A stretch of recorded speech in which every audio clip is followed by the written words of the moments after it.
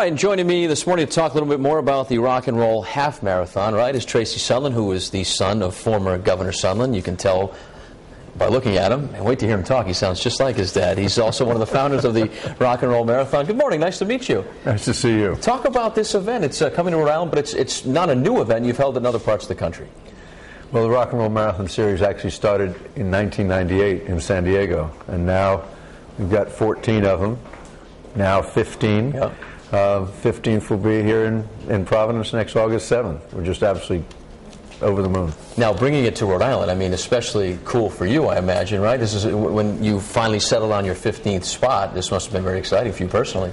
Well, actually, we've never worked longer to bring an event to a location. This already we have a record for the Rock and Roll Providence Half Marathon. Clearly, going into New England, the reality is that there's no other city that makes any more sense. But if we had gone to another city, I'm sure Dad would have killed me. I was just going to say, you would have been too happy about that. Now, not only is this a great race, it's great to run in any race and get your exercise here, but benefits charities too. Talk about that. Well, I've done just about anything that's possible in sports, but sports for sports' sake means zero.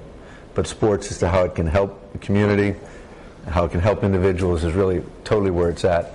And we've raised over $233 million net through sponsored runners throughout the history of our Rock and Roll Series, about $25 million a year. I certainly expect to add to that through a whole variety of charities here in the Rhode Island area next year. And people should start exercising. It should be just a daily practice. I don't like to run, but if you are going to run, talk about, you've been a coach in 5 Olympic Games, so some quick advice for folks that may want to start an exercise program to take part in your half marathon.